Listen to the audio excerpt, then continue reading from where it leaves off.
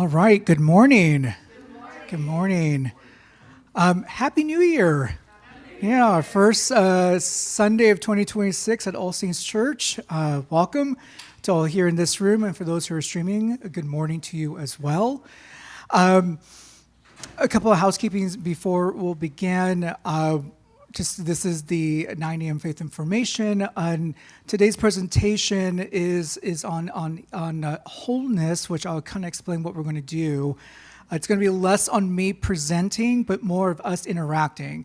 So what I'm going to ask before we start is to kind of get comfortable with each other, okay? Because we're going to do some group sharing. That's how we're going to interact for the next 30 minutes.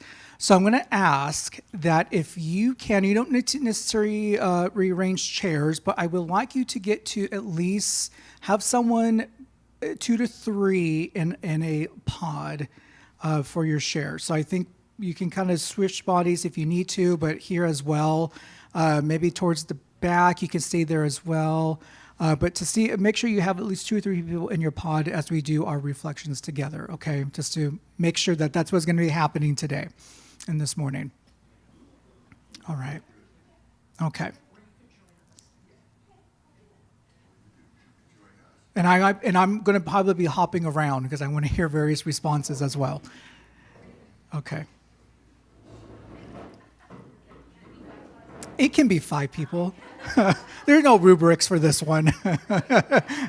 All right. This is going to be a mighty group right there. Okay. Beautiful. You're all doing it as perfectly as I had hoped for. Sharing each other. That's great. Okay. Who you are. Wonderful. All right. So let's kind of go into what our kind of experience is going to be like this morning. And it's all in the name of what we have designated traditionally here at All Saints, the first Sunday of the year, which is Healing Sunday. And I wanted to kind of take it in a different direction. And I also didn't want to be redundant with my sermon. So I was trying to figure out how I can separate those two and give you something different than when you're going to hear, or if you've already heard it, at this 7:30. So I created kind of what I'm calling healing as reconnection. And as I think about just healing in general, but what healing means, I think in this moment right here and now, I think about how much of us just need to be reconnected with each other, reconnected to the earth, and reconnected to the possibilities that healing is possible before us. And making sure that we define that healing, at least from the church's standpoint, but also too, I think, from generations where we've come to know as healing, is that it's not something that just practically happens with a snap of a finger. Though I think it is important that most of our stories that we have of Jesus, that happens.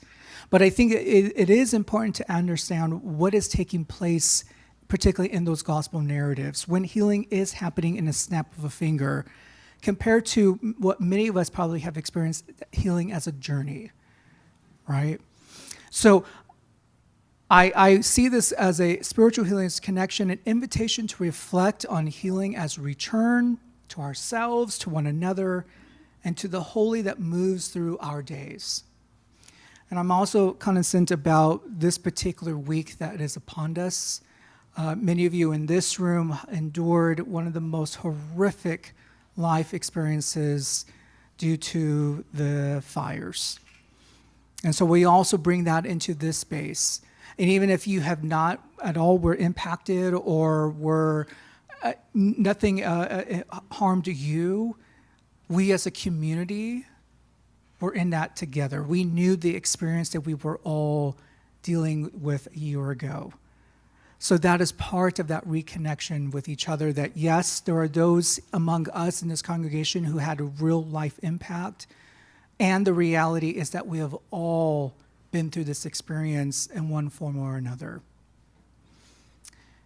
So I have a couple of wisdom that I want to bring us through. But yes, we're going to get in position first, and that is just to welcome our bodies into this space. what I call arriving to this moment. So however that may feel for you. And for those of you who are at home, I hope you too may participate in this experience. If you don't have someone to reflect with, I hope that you will write them down, and you can email me, and we can exchange them together at some point. But before we do, let us just calm our bodies and come into this room. Take a couple of slow breaths, but meaningful breaths. Literally fill your chest, your gifted lungs, giving you the breath of life in this moment.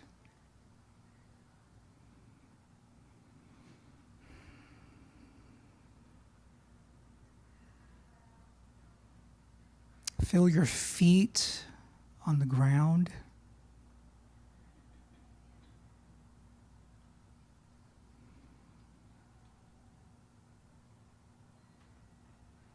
And notice maybe just one thing that is present before you right now. Maybe it's a thought, a memory,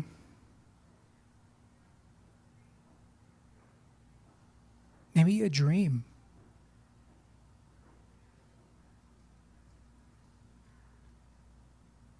Arrive in that moment. Arrive in this moment. Present.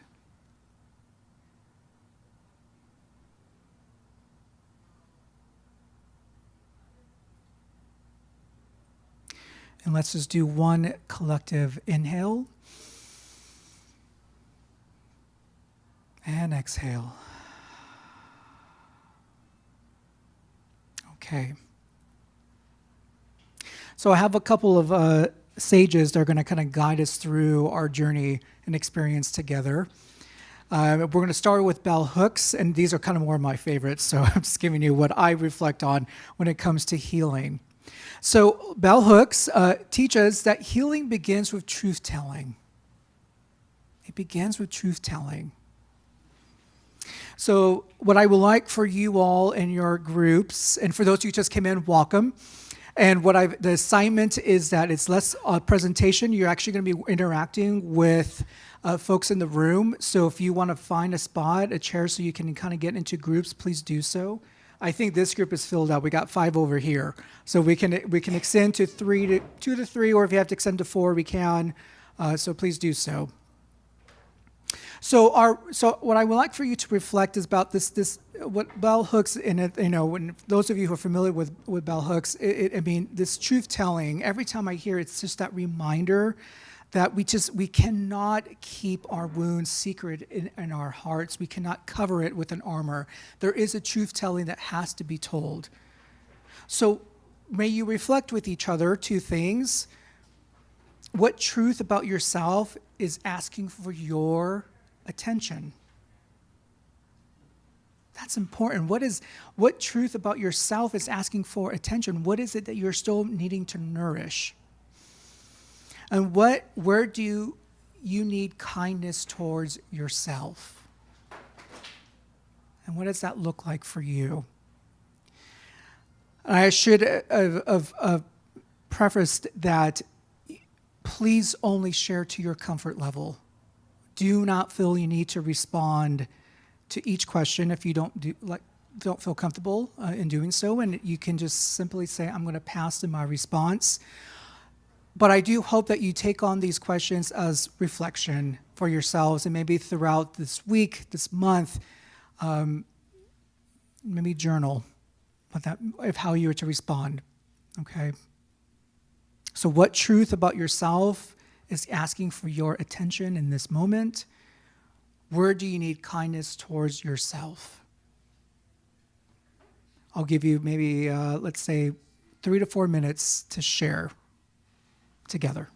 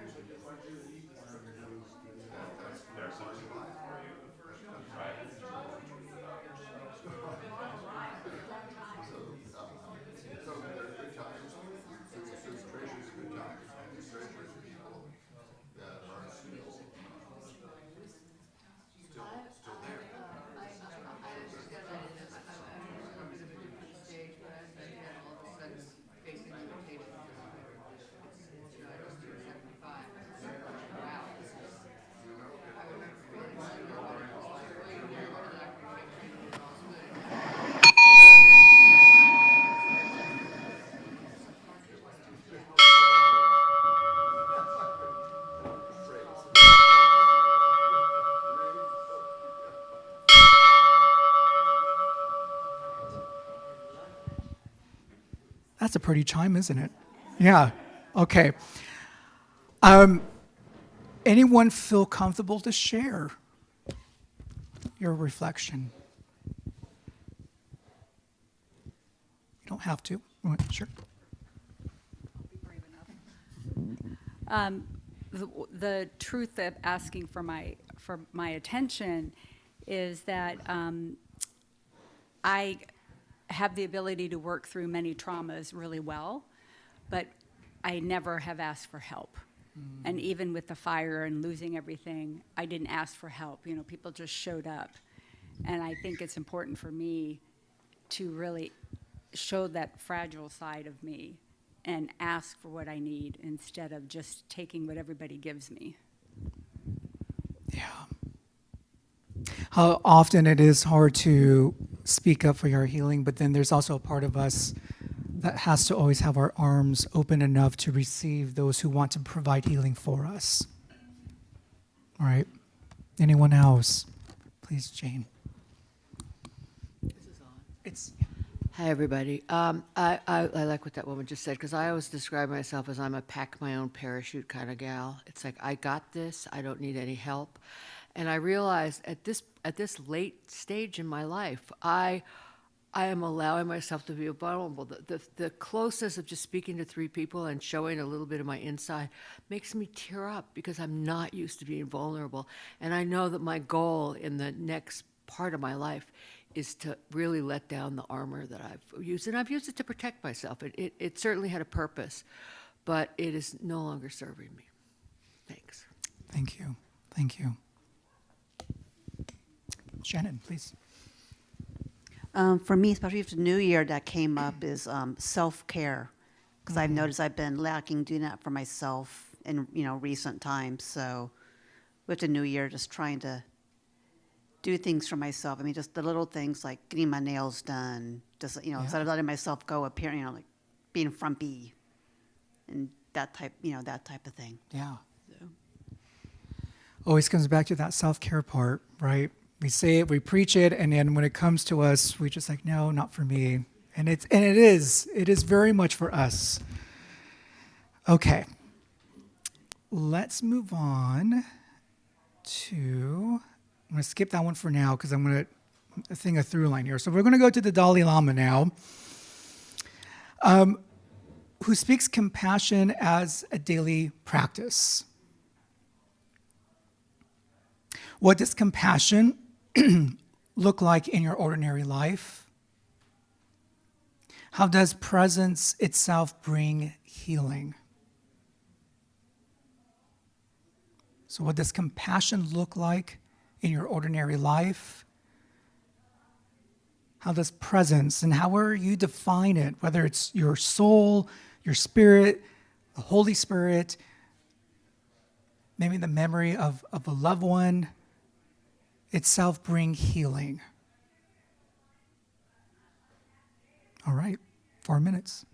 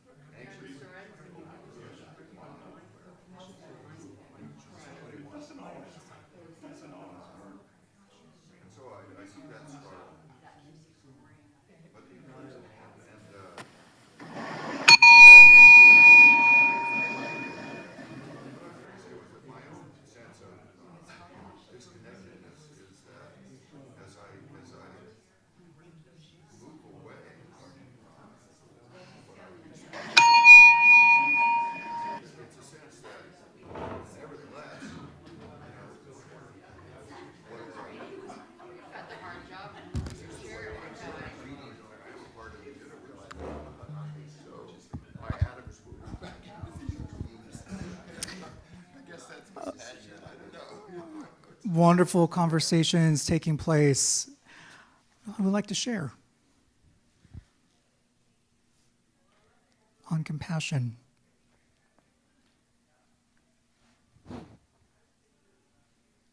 How does it look like in ordinary life? Yes. I would say that So folks at home can hear. I'm sorry. Yeah, that's right. Yeah, I think what we're saying is that it's a rejoining with something, as something is lost, something is found, and so compassion is helping that process. Oh, beautiful. Yes, thank you.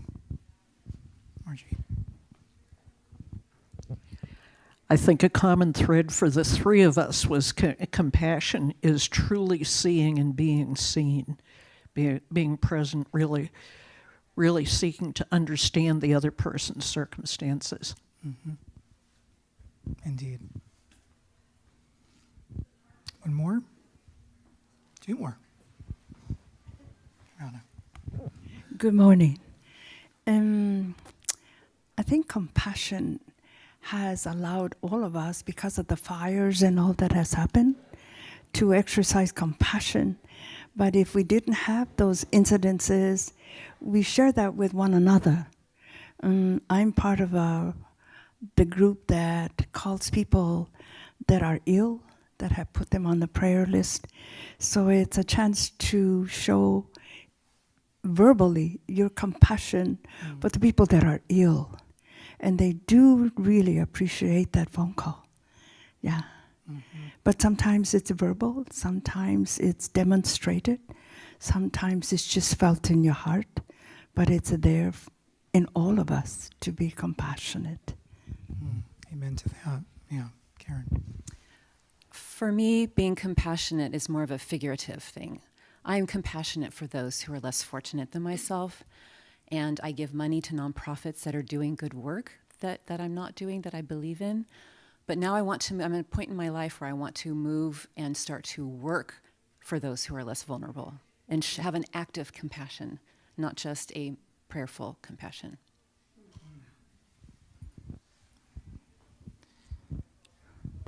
You all are just inspiring me with your responses. Thank you. Truly.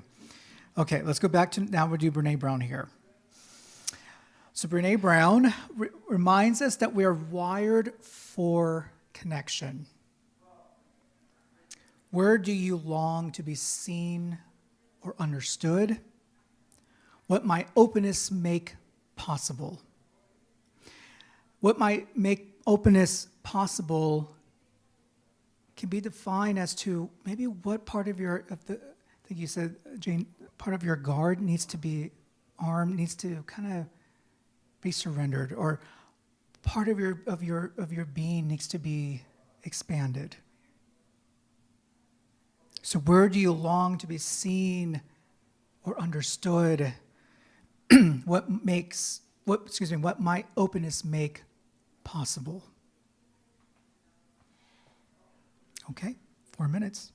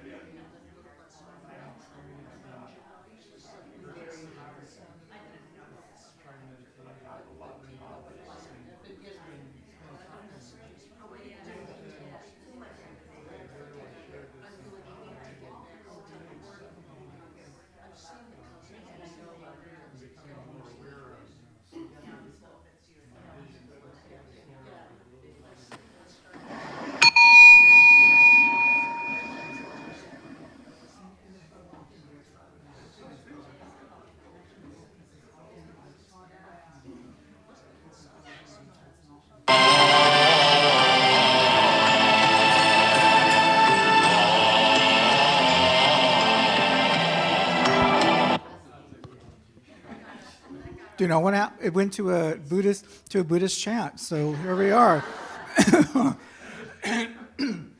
I guess fitting. Anyone else just share? Please. Share for a second time. Yes, you may, Jane. Or a third time, too. Where do I long to be seen or understood? What I look at that is what's my part in that, and my part in that is I need to be in a place where I feel really safe, and I don't feel safe in a lot of spaces. So what I'm working on now, what is my current thing I'm working on is why do I feel unsafe, and how do I change that? Because I think I don't allow myself to be seen when I don't feel safe, and I frequently don't feel safe. So, Yeah. I'm sure that's a truth for many. Yes. Anyone else?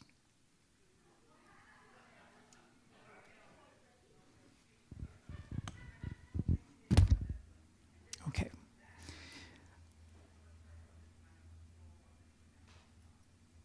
All right, Richard War. Couldn't do healing without Richard here. All right. So Father War invites us to live from love and not fear.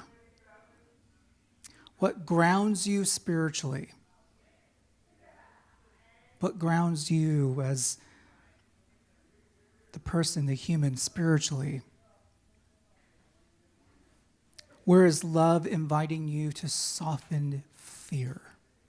And I actually love that kind of phrase of love doesn't just necessarily evaporate fear out. There's a softening that has to happen first. So what grounds you spiritually? Where is love inviting you to soften fear? 4 minutes.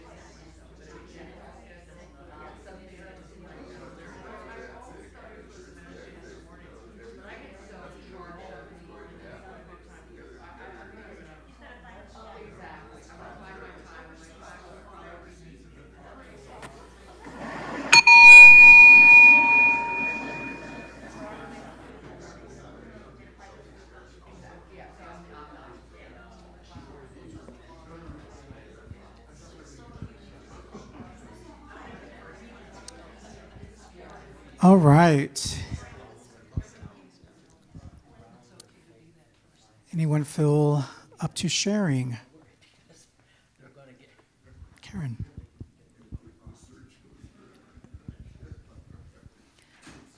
Well, the first thing to come to mind for grounding myself spiritually is coming to church, being in community, our worship service, our singing, our songs. And then, secondly, centering prayer during the week when you're not at church is a good reminder of that feeling that you have when you're in church.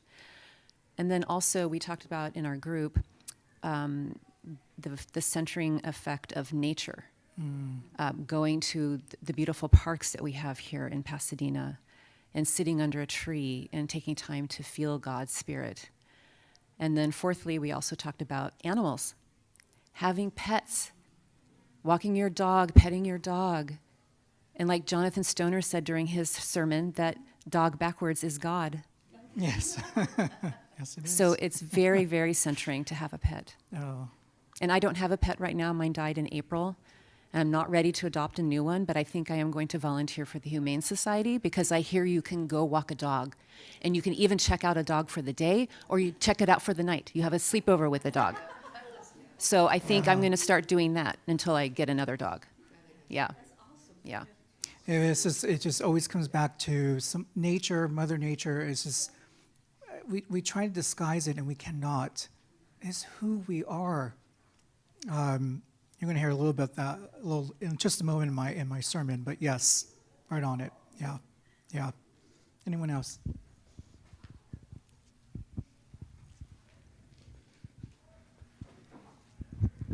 Group said, but the one thing I just wanted to add for myself is on a daily basis reminding myself that I'm a spiritual being having a human experience. That's right.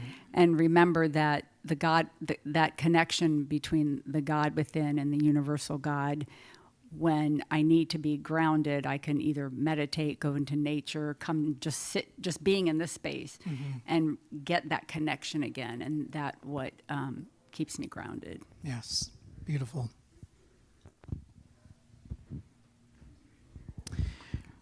Okay, so we're going to, cognizant of time, and I need to get my throat and my voice ready.